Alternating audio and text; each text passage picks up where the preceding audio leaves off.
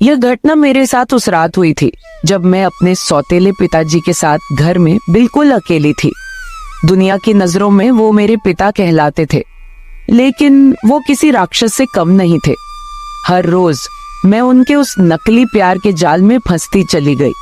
और फिर एक रात ऐसा हुआ जिसे मैं कभी भूल नहीं सकती।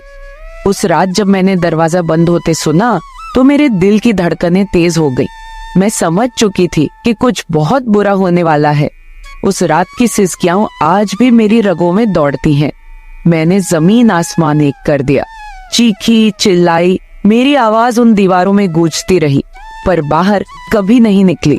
हर पल में टूटती रही, घुटती रही, पर कोई नहीं आया। ऐसा लगा जैसे मेरे साथ हुआ वो जुर्म दुनिया के लिए एक खामोश राज बनकर रह गया हो। मेरी आत्मा तक छलनी हो गई थी और मैं हर पल उस दर्द को जी रही हूँ। मेरे साथ इतना गलत हुआ था जिसकी कहानी आज मैं आपको खुल के बताने जा रही हूँ।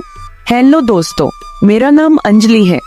मैं उत्तर प्रदेश के बरेली जिले की रहने वाली हूँ। मेरी उम्र 18 साल है। जब मैं 12 साल की थी तो मेरी माँ ने दूसरी शादी कर ली। मेरे सौतेले पिता मुझे शुरू से ही पसंद नहीं थे, क्योंकि वो मुझे हमेशा ही अजीब सी नजरों से देखते रहते।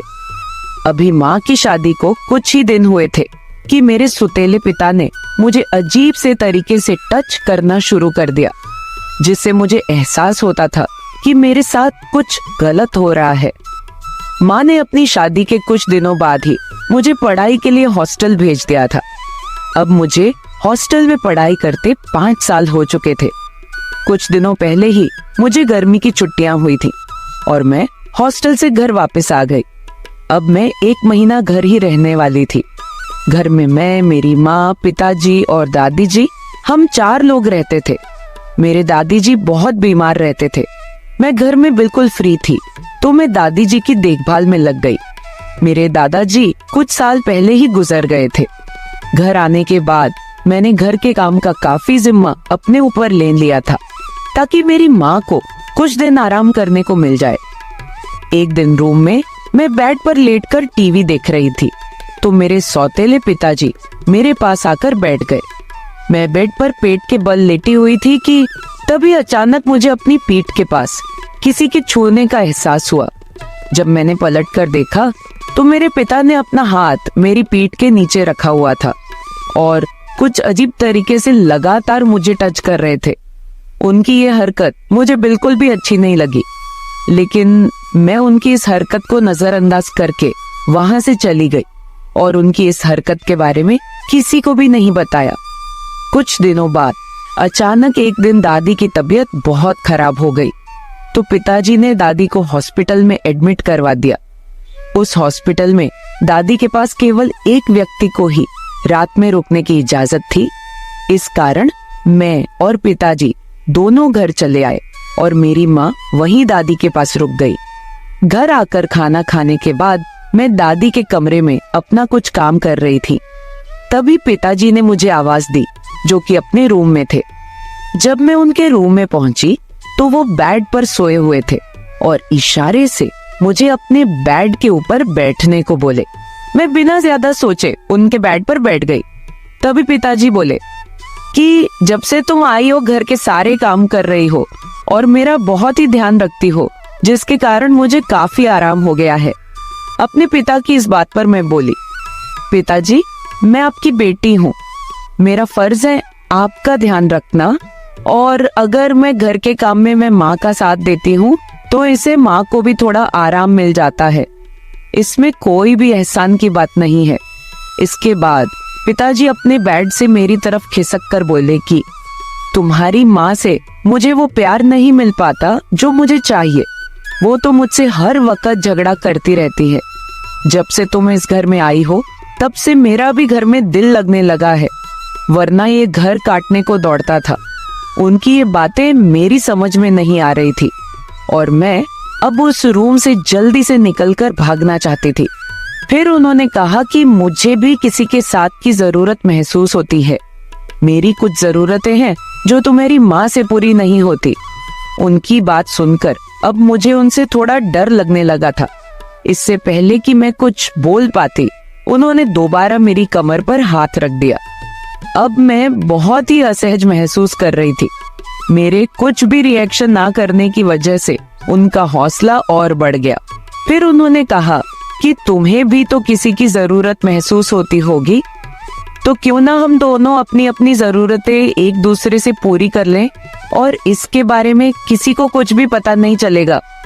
उनकी बात सुनकर अब मैं उनके इरादे समझ गई थी, इसलिए डर के कारण मेरी जुबान पर तो जैसे ताला लग गया हो। तभी उन्होंने मेरा हाथ अपने हाथ में ले लिया और बोले कि तुमको जब से देखा है मैं ये सब तुमको बताना चाह रहा था, लेकिन आज मौका मिला है तो बता रहा हूँ। फिर उन्होंने मेरा हाथ पकड़कर किस कर लिया। मैंने अपना हाथ पीछे खींचा और जोर जोर से रोने लगी। तब उन्होंने कहा, अरे तूने तो अभी से रोना शुरू कर दिया, जबकि मैंने तो अभी कुछ किया भी नहीं है। मैं उनके आगे हाथ जोड़कर उनसे ऐसा ना करने की भीख मांगने लगी। मैंने जल्दी से उठकर रूम से भागने की कोशिश की तो पिताजी ने जल्दी से दरवाजे पर लॉक लगा दिया और बोले कि मैं तो तुमसे अच्छे से पेश आ रहा था, लेकिन शायद तुम्हें मेरा अच्छे से पेश आना पसंद नहीं आया। अब मैं तुम्हें बताता हूँ कि कैसे पेश आया जाता है। मैं समझ चुकी थी कि अब मेरे साथ बहुत बुरा होने वाला है। डर के कारण मेरा दिल बैठा जा रहा था और मैं लगातार रोए जा रही थी। तब पिताजी ने कहा कि रोना बंद कर और मेरा साथ दे। इतना कहते हुए उन्होंने अपना असली चेहरा दिखाना शुरू कर दिया। मेरे साथ इतना गलत हो रहा था जिसके बारे में मैं कभी सोच भी नहीं सकती थी और मैं बस लगातार रोए जा रही थी। वो काफी जवान और ताकतवर थे, इसलिए मैं उनके आगे कुछ भी नहीं कर सकती थी। मैंने चीखने की कोशिश की पर मेरे होंठ सिले हुए थे। उन्होंने वो हद पार कर दी जो कभी एक पिता सोच भी नहीं सकता। मेरी मासूमियत को कुचलकर रख दिया। हर चीख, हर पुकार जैसे उसी कमरे की दीवारों में कैद होकर रह गई हो। उस वक्त मैं चाहकर भी कुछ नहीं कर सकी, बस असहाय होकर उनकी दरिंदगी को सहती रही। उस वक्त जो दर्द मुझे महसूस हुआ उसे मैं बयान भी नहीं कर सकती। मेरे दिल में यही चल रहा था कि यह सब किसी तरह से जल्दी खत्म हो जाए। जब मुझे हल्का हल्का होश आया तो देखा कि वो उसी रूम में बैठकर मेरे होश में आने का इंतजार कर रहे थे। उन्होंने मुझे होश में आता देख कहा, अंजलि मुझसे गलती हो गई है, मैं खुद पर काबू नहीं रख पाया। प्लीज इसके बारे में किसी को कुछ भी मत बताना। मैं बस किसी तरह से उनसे दूर जाना चाह रही थी, इसीलिए मैंने उनकी हाँ में हाँ मिला दी। मैंने जल्दी से दादी के कमरे में आकर अपनी माँ को फोन करके सब कुछ सच सच बता दिया। कुछ घंटे में ही मेरी माँ पुलिस के साथ वहाँ आ गई। तब पिताजी अपने कमरे में सो रहे थे। पुलिस ने मेरे बयान के आधार पर उन्हें पकड़ लिया और अपने साथ ले गए। मेरी माँ मेरे सौतेले पिता के इस कृत्य से बहुत ही अधिक शर्मिंदा थी, क्योंकि वो उनके ऊपर बहुत विश्वास करती थी। कुछ देर बाद मैं अपने हॉस्टल वापस आ तो गई, लेकिन इस सदमे से उभरने में मुझे बहुत लंबा समय लग गया। वो कहते हैं ना, जब रिश्तों की मर्यादा टूटती है तो इंसान की आत्मा भी मर जाती है। आज भी उनकी परछाई से डर लगता है और हर रात वही खौफनाक मंजर मेरी आंखों के सामने तैर जाता है। मैं टूट चुकी हूँ, बिखर चुकी हूँ, लेकिन क्या कोई मेरी टूटन को समझ पाएगा? क्या कोई इस दर्द की गहराई को महसूस करेगा? दोस्तों, ये कहानी तो एक काल्पनिक कहानी है, लेकिन ये हमें बहुत सी सीख देती है कि किसी के ऊपर आंखें बंद करके इतना विश्वास ना करें, भले ही वह आपका बहुत करीबी क्यों ना हो।